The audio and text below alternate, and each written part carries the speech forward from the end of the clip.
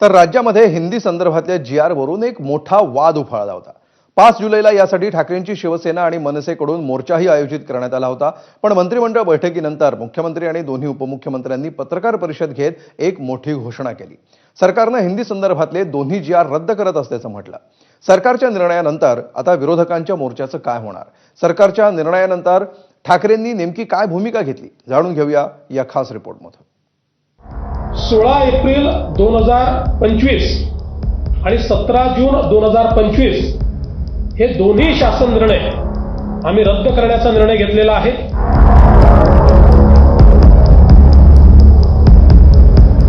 सध्या राज्यभर वातावरण तापवणाऱ्या विषयावर मुख्यमंत्री देवेंद्र फडणवीसांनी ही घोषणा केली आणि अधिवेशनाच्या पूर्वसंध्येला या मुद्द्याचा नूरच बदलून गेला। दिवसभर महाराष्ट्रातल्या वेगवेगळ्या शहरात ठाकरेंच्या शिवसेनेसह विरोधी पक्षांनी पहिलीपासून हिंदीच्या निर्णयाविरोधात आंदोलनं केली। सरकारच्या त्रिभाषा सूत्रीबाबतच्या निर्णयाची जागोजागी होळी करण्यात आली।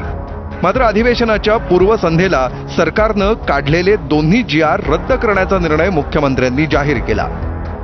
16 एप्रिल 2025 आणि 17 जून 2025 हे दोन्ही शासन निर्णय आम्ही रद्द करण्याचा निर्णय घेतलेला आहे।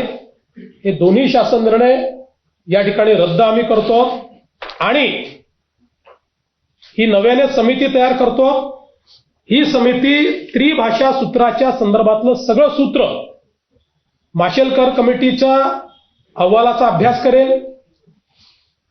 ज्या लोकांचं याच्यावर दुमत आहे त्यांचंही म्हणणं ऐकून घेईल आणि त्यानंतर आपल्या विद्यार्थ्यांच्या हिताचा काय निर्णय आहे तो निर्णय या कमिटीच्या माध्यमातून येईल आणि मग तो राज्य सरकार स्वीकारेल। शालेय शिक्षणात त्रिभाषा सूत्र राबवण्याबाबत आणखी एका समितीची घोषणाही मुख्यमंत्र्यांनी केली आहे। या समितीच्या अहवालाचा अभ्यास करूनच याबाबतचा पुढचा निर्णय घेतला जाईल असं सांगत मुख्यमंत्र्यांनी सध्या तरी हिंदीचा विषय शांत करण्याचा प्रयत्न केला। आज मंत्रिमंडळाच्या बैठकीमध्ये आम्ही याच्यावर सांगोपांग चर्चा केली आणि आम्ही असा निर्णय केलेला आहे की त्रिभाषा सूत्राच्या संदर्भात ही भाषा कुठल्या वर्गापासून लागू करावी, ती कशा प्रकारे करावी, कुठली करावी, काय मुलांना चॉईस द्यावा, याचा निर्णय करण्याकरता राज्य सरकारच्या वतीनं डॉक्टर नरेंद्र जाधव यांच्या नेतृत्वात एक कमिटी तयार करण्यात येईल। हा निर्णय घोषित करण्यापूर्वी मुख्यमंत्र्यांनी पहिलीपासून हिंदी शिकवण्याचा निर्णय कसा झाला याची पार्श्वभूमी सविस्तरपणे सांगितली। उद्धव ठाकरे सरकारच्या काळात स्थापन झालेली समिती आणि त्या समितीचा स्वीकारण्यात आलेला अहवाल या निर्णयामागे कसा होता हे पटवून देण्याचा प्रयत्न मुख्यमंत्र्यांनी केला। अकॅडमिक बँक ऑफ क्रेडिट मध्ये तिसरी भाषा शिकली नाही तर आमच्या मराठी मुलांना तिथे मार्क मिळणार नाही, पण इतर मीडियमचे जे लोक आहेत, इंग्रजी मीडियमचा जो आहे त्याला त्या ठिकाणी मराठी ही कंपल्सरीच आहे, अनिवार्य आहे। गुजराती मीडियम वाल्याला त्या ठिकाणी मराठी आणि इंग्रजी ही अनिवार्यच आहे। त्यामुळे त्यांना 3 भाषा सूत्राचा फायदा मिळून अकॅडमिक बँक ऑफ क्रेडिट मध्ये क्रेडिट मिळतील आणि आपल्या मराठी मुलांना मात्र ते मिळणार नाही।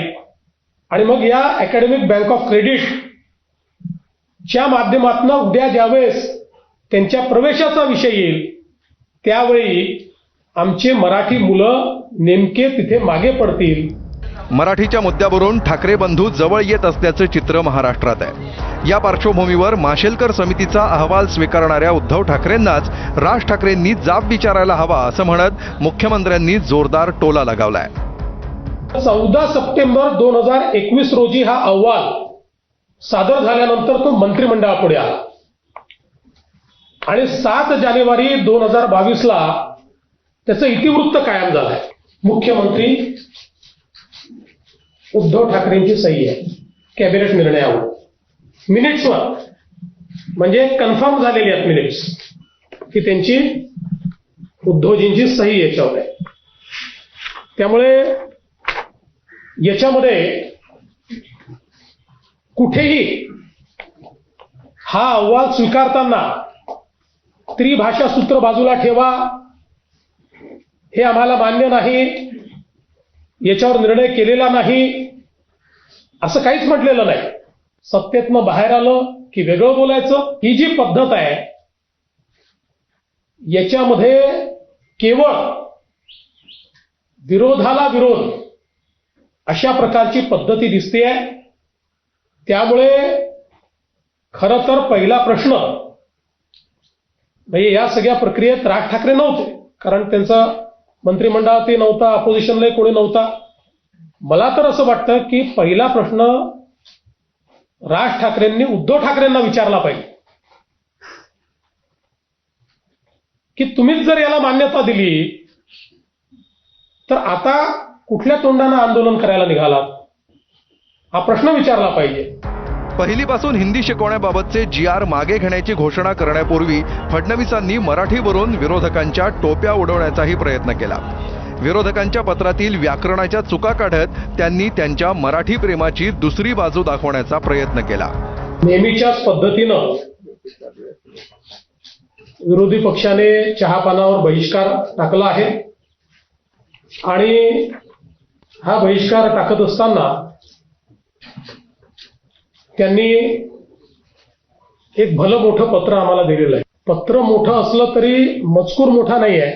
मराठीचा विषय अत्यंत महत्वाचा असल्यामुळे मी त्यांच्या निदर्शनास आणून देतो की त्यांच्या पत्रामध्ये व्याकरणाच्या 24 चुका आहेत. पण काही हरकत नाही, बॉम्बे स्कॉटिश वगैरे मध्ये शिकल्यानंतर अशी परिस्थिती येते.